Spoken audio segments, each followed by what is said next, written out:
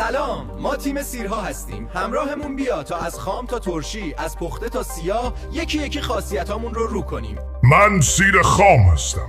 به شدت خاصیت دارم. فشار خون رو کاهش میدم. سیستم ایمنی رو تقویت میکنم و ضد التهاب هم هستم. با من همیشه مطمئن خواهید بود که از هر بیماری دور هستید. من سیر ترشیم.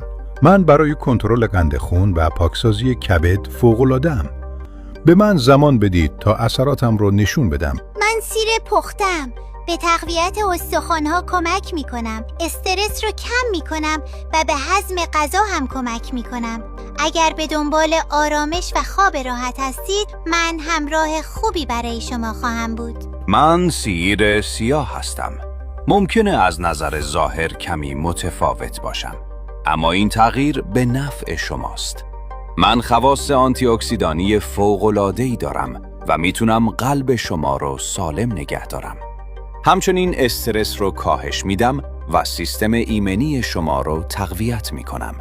از من نترسید، به من اعتماد کنید. برای آگاهی بیشتر یادتون نره پیج سلامت GPT رو فالو کنید.